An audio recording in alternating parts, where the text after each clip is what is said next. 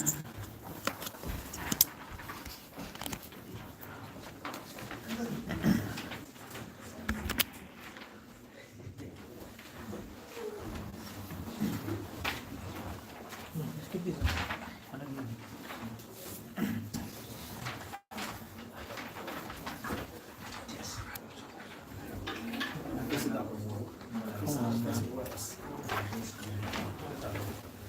good to be in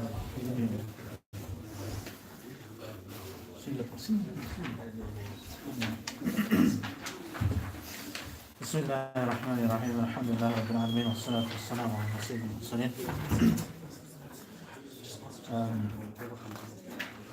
Last week we were discussing the boycott which was enforced on the Muslims and the Prophet ﷺ. So in the lead up to this we noticed that there were many attempts where people tried to assassinate the Prophet ﷺ. So there's many assassination attempts, and then after these attempts, Abu Talib, he got everyone together, and to protect everybody he brought them all into the valley of Abu Talib. And this boycott lasted for how many years? 3 years altogether. So it started in the 7th year and it ended in the 10th year, where the Prophet ﷺ, he prophesied that the thing they wrote it on and hung it in the Kaaba would be eaten by ants, and that was what happened. And then one of the incidents which happens during this time, while the Muslims are being boycotted, is that Abu Bakr radiallahu anh, he attempts to migrate from Mecca and join the Muslims in Abyssinia. So the Muslims are already there in Habasha, and the Prophet sallallahu alaihi wasallam, he said to Abu Bakr that he can go if he wants to Abyssinia. So Abu Bakr radiallahu anh, he packed his bags and he had gone outside Mecca, and he was on his way until he came to his place called Barkul Ghamad. And obviously in the build up to all of this, Abu Bakr radiallahu anh, he felt that he'd been really abused by the people of Mecca, that they weren't allowing him to pray Salah in peace, they weren't allowing him to recite the Quran aloud in peace, they were causing him lots of problems. So this is why he went.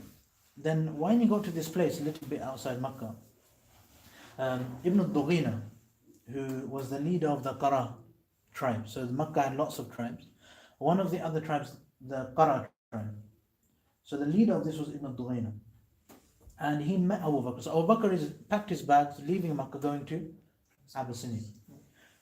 Just outside, Ibn al-Dughina, he meets Abu Bakr. He says, "Where are you going?" He goes, "Why are you leaving Mecca for?" And he explains that, "I'm trying to pray Salah, I can't pray. I'm trying to recite Quran, they don't let me read Quran. Quran is banned. I'm trying to just live my life, and just so much abuse is coming from the people of Makkah. So I've basically been driven out. They've made me leave. I have to now go somewhere else. I can't stay here." So he's leaving Makkah for these reasons. Then Ibn Dughayna actually says something very interesting, because when we look at the narrations, we find that the wording is exactly the same. If you remember, when the Prophet ﷺ first got wahi, he came to Khadija and she said to him that إِنَّكَ لَتَصِلُ الرَّحَمْ وَتَحْمِلُ الْكَلْ وَتَقْسِبُ الْمَعْدُومِ وَتَقُولُ الْحَقِّ وَتُؤِينُ عَلَى نَوَائِبِ الْحَقِّ. These 5 qualities. And on that handout for the first revelation, we actually had in-depth detail and analysis of these 5 qualities, all written down, English translation. Because this is where the wife of the Prophet ﷺ gives him counsel, calms him down. He's really worried. Something really scary has happened. But these are the 5 reasons why he is the person to become a prophet, why there's no reason for him to be worried. Now the 5 reasons: Tasilur Rahim, he joins family ties; Tahmilul Qalb, he takes other people's burdens, he doesn't allow other people to have worry; he feeds the poor people, he encourages feeding the poor people, and whenever somebody needs to be helped, he helps them. He basically cares about other people. Now when Ibn Dughayna saw Abu Bakr radiallahu anh leaving Makkah, he says, "It's not right for the people of Makkah to expel somebody like you who is," and then he named the same 5 qualities which Khadija said for the Prophet ﷺ. So remember, many years ago, about 10 years ago, when the first prophethood came, Khadija mentioned these 5 qualities for the Prophet ﷺ. And then these same 5 qualities, Ibn Dughayna, when he sees Abu Bakr, he says these 5 qualities, this is why we shouldn't be driving you out. You have a right to stay here, don't go. This is wrong. And Ibn Dughayna, being the leader of a tribe, he said, I will give you protection. So if anybody troubles you, then they will have to come and see me. So I will offer you protection. This is what Ibn Dughayna promised him. So Ibn Dughayna, he explained this to him. Then Abu Bakr radiallahu anh, he used to actually recite Salah publicly in the Kaaba. Now, this was a big problem because Abu Bakr radiallahu anh, the greatest man to walk the face of the earth after the Anbiya. So his Salah was an amazing Salah. When people would see him, they'd be transfixed, like they'd be mesmerized, they'd have to look at him. And this would cause big problems because then people would think, oh, he's having so much reflection, he's enjoying it so much, he must be doing something right, let's follow him. So the people of Quraysh said that we have to stop him from praying publicly. So remember, Ibn Dughayna, he said that I will give protection to Abu Bakr. He said this outside Makkah. Abu Bakr said, okay, I accept your protection. Then Ibn Dughayna comes back into Makkah. Remember, Abu Bakr has already left Makkah with his bags packed for Abyssinia. Outside Makkah, Ibn Dughayna meets him and says, don't go, you should come back. I will protect you. Then on the way back, as soon as he says this, Abu Bakr says, okay. Ibn Dughayna comes to the Kaaba. And Ibn Dughayna makes an announcement to everybody there that I am now protecting Abu Bakr radiallahu anh. Basically, if you do anything to him, you will have retaliation from me. We are going to protect him. And when he offered this, the leaders of the Quraysh were there in the Kaaba. And they said, okay, very good. If you protect him, we will not say anything. But we are going to give one more condition on this protection. You can only protect him if he does not pray publicly. If he does not recite Quran publicly. Otherwise, we're not going to be happy with you protecting him. We will have problem with you. So Ibn Dughayna said, okay, this is a condition. He told Abu Bakr radiallahu anh, and then from this day onwards, Abu Bakr radiallahu anh did not come publicly and pray Salah. So they were all happy. But then a few days after this, Abu Bakr radiallahu anh, obviously now he used to pray in the masjid in the Kaaba, which he believed was the place to pray. Now he's praying at home. A few days after this, he decided to build something, not in the Kaaba, but just outside his house, in his property. He built a little area, with a little bit of shade, but in the open, where he will pray. So obviously in the house, he found it distractions and problems. So he said it's better if he prays outside. He's not allowed to pray in Kaaba, so he's not praying in Kaaba. Praying outside, people can see him. And the narration mentions that people then, they used to see him praying, and then the woman and the children used to all come and stare at him like, what on earth is he doing? How can he be so focused in Salah? How can he have so much attention? And people used to come and watch him praying. And this again caused big commotion in Makkah, that how come everybody's stopped, the traffic stopped to watch him. So this caused another problem. The people of the Quraysh, they came to Abu Dughayna and they said to him that you have to stop protecting Abu Bakr now because he is publicly praying again. And Ibn Dughayna said, okay. So Ibn Dughayna then went and spoke to Abu Bakr and he said that I can't protect you unless you stop praying in the open, because this is not something which the Quraysh will allow me to do. And then at this point, Abu Bakr, although he was originally going to Abyssinia, he said he gave his protection back. He said, I don't need your protection anymore. Allah is enough for me. And at this point, he came back and he left this protection and he just stayed without the protection. He said, I don't need this protection. And then he continued praying, and this is something which irritated the Quraysh. But obviously, this meant that he was abused a little bit after this. But this is something which he said that he didn't need this protection, and he carried on praying outside. And this is again, the original fact that he had to leave Makkah shows how much torture there was going on inside Makkah. That he felt he had to leave the companionship of the Prophet ﷺ and go so far away. So this is what we see, and also we see the virtue of Abu Bakr radiallahu anh here. We see his value, we see the qualities, the way he was viewed by other people, and the fact that he sacrificed so much for the sake of Islam as well. That's the first story. Then after this, when the boycott happened and stopped trading with the Muslims, this happened for 3 years. After this, remember, many Muslims died, many children died, many of the females died as well. So a lot of the Muslims had died, and many of the elders became very ill, became sick, and the Prophet ﷺ, his uncle especially, Abu Talib, he was now 80 years old. So remember, he was the big support for the Prophet ﷺ. We don't need to say too much about him anymore, because we've already seen over the past 10 years the amount of protection he gave the Prophet ﷺ. Remember that big moment when the Quraysh came, put lots of pressure on him, but he didn't crumble. There's so much virtue of Abu Talib, the things which he did, we've already mentioned them. But here we see again, now he's becoming ill and old, he's about to die. The Quraysh again are seeing the problems which they believe Islam is causing. They're seeing a lot of issues there that they want to nip in the bud. So what they think is that if Abu Talib is still alive, we've got a good chance to negotiate with him. He's not a Muslim, he doesn't believe in Islam. So we can try and get him to convince his nephew to kind of have some negotiation. So at this point, after the boycott, after the immigration of Abu Bakr, so in year 10, they come for their final attempt of negotiation.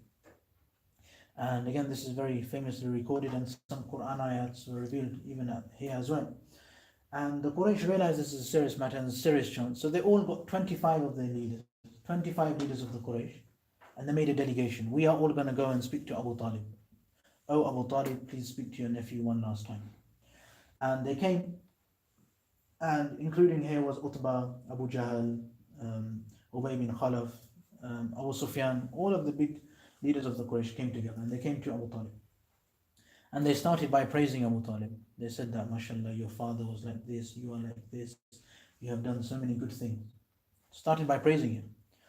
And then they explained the situation to him, and they came with an extra concession this time. Up until now, they were demanding that he stops calling to Islam. They offered to do 1 year Islam, 1 year worshipping idols. Revelation. They offered that. They offered these things in the past. Now they come with a slightly more serious one, which is, the only request was here, was that the Prophet ﷺ should not say bad things about our idols. This was the only request. That he shouldn't say bad about our religion, and we won't say bad about him. We'll stop oppressing them if he stops saying, but remember, the basis of Islam is Tawheed. If it's one of the fundamental things of Islam, you can't just take it away. So this is why, if the very foundation is Tawheed, the opposite of Tawheed is Shirk. So you have to eliminate the Shirk, you have to eliminate the opposites. So this is something obviously which wasn't up for negotiation. Anyway, they came and they spoke to Abu Talib, and they gave this extra concession. For them it was a groundbreaking moment. I mean, we're going to now get, because they didn't realize that a lot of the things which he was doing were divine, or everything he's doing was divine, was from Allah. It wasn't some kind of plan which he had to take over the world. This is how they viewed him, that he's somebody who wants to have leadership, somebody who wants to own lots of properties. This is how they saw him. But in reality, when the Prophet ﷺ done something, it wasn't just a big plan, to become powerful. Everything was a result of what Allah told him to do. So this wasn't his desire. So it never made sense to them. None of their plans worked, because he wasn't operating in a system to take over or to become more powerful. His system was just something which didn't make sense to anybody. It was just based on his faith that he was doing whatever revelation came to him. So again, this really confused them. That all we're saying is don't, and then we'll leave you all alone. You'd be peaceful. No pain, no boycotts, no problems. All of the problems would have ended. They could have stayed in Makkah. But again, this is not something which Islam allowed him to accept. Prophet ﷺ, his response, أَرَأَيْتُمْ إِنْ أَعْطَيْتُكُمْ كَلِمَةً أَرَأَيْتُمْ check. إِنْ أَعْطَيْتُكُمْ, if I give you kalimatan, just one word. إِنْ أَعْطَيْتُكُمْ كَلِمَةً تَكَلَّمْتُمْ بِهَا مَلَكْتُمْ بِهَا الْعَرَبِ, that if you were to speak that one word, malaktum, you would become Malik, obviously the king, you would become the kings, you would have the kingdomship of the whole of Arabia. And from the same word, وَدَانَتْ لَكُمْ بِهَا الْعَجَمِ, the Ajam, the non-Arabs, they will also lower themselves for you, they'll become followers of you. So I'll give you one word, you're asking for this concession. Prophet's reply was, I'll give you just one word, if you follow this word, the Arabian Peninsula and the rest of the world, the whole world will become obedient to you. And in other narrations, the Prophet ﷺ, he said to, so obviously they spoke to Abu Talib. He said, Abu Talib, please explain to your nephew. So he called his nephew, he spoke to his nephew, and his reply was, I'll give you this one word. Or he said to Abu Talib, why don't you tell them something much better than this? Why do they want to stay with their idols? Why can't you offer them something so much more pure and so much more proper? So he immediately gave da'wah and said, offer them something better. Give them something so much greater for them. They'll be so much better off. So this is what he offered to these people. And then obviously now they're a little bit curious. What is this one kalima? What's this one word that's so much better than this concession we made? What is it that's so great about this? And when the Prophet they asked the Prophet ﷺ, what is it? And the Prophet ﷺ says that you believe in one, that there's no worthy of worship except Allah, and that you have to disassociate yourself from everything that you worship except Allah. One kalima. Just come to one thing. Just worship one Allah, and anybody else you worship, leave them aside. And this is what the Prophet ﷺ called them towards. This was that one kalima. And then obviously they went back, they thought he's mad. He doesn't understand anything. This is what they thought about him. They thought he's gone. And obviously Abu Talib was there. Abu Talib, this was not his deathbed moment. The deathbed moment is a little bit different, but this is just before his passing away. He's in this fatal illness. So they came this last attempt to try and negotiate, and now they know that they're not going to be able to use Abu Talib to convince him. So they're left thinking that he's not going to ever accept a negotiation again. No point negotiating with him. At this point, Allah even reveals the first 7 verses of Surah Sad, where Allah subhanahu wa ta'ala Sad wal Qur'ani the dhikr, but alladhina kafaru fi izzatin wa shiqaq. There's a few more verses where Allah subhanahu wa ta'ala, he takes an oath by the Quran, and but alladhina kafaru, the people of kufr, the people who are doing kufr, fi izzatin wa shiqaq. They're very, very stubborn. They don't want to understand, they don't want to listen to the da'wah of the Prophet sallallahu alaihi wasallam. So this is what this Quran was revealed on this specific incident, where they came to Abu Talib and the Prophet replied with this one kalima. And this was that. Then after this we have the death of Abu Talib himself, which when this happened, then obviously this was a little bit later on, and this has its own incident, where the Prophet sallallahu alaihi wasallam, he is with Abu Talib, and he realizes that it's his last moment. So he comes to Abu Talib and he exhorts him, he tries to get him to become Muslim, to accept Islam. And when he tells him to become Muslim and accept Islam, then there at the same time is Abu Jahl and Abdullah bin Umayyah, these 2 leaders of the Quraysh are there as well. So the Prophet ﷺ, he comes and he gives da'wah. He says, accept Islam, then uhaj, I will intercede for you on the day of Qiyamah. So in the court of Allah, I will try and make intercession. So the Prophet ﷺ is giving him this da'wah and he's trying to convince him. And then at the same time, Abu Jahl says to him that, are you going to leave the religion of your father? Are you going to leave the religion of Abdul Muttalib? And then he ends up dying on the religion of Abdul Muttalib. He says, I'm on the millah of Abdul Muttalib. And this is one thing which we find, which again the Quran talks about this, where the Prophet ﷺ done istighfar for him. And the Quran says that nobody can do istighfar for somebody who dies without iman. And then Allah subhanahu wa ta'ala, he also reveals that إِنَّكَ لَا تَهْدِي مَنْ أَحْبَبْتَ وَلَكِنَّ اللَّهَ يَهْدِي مَنْ يَشَاءُ.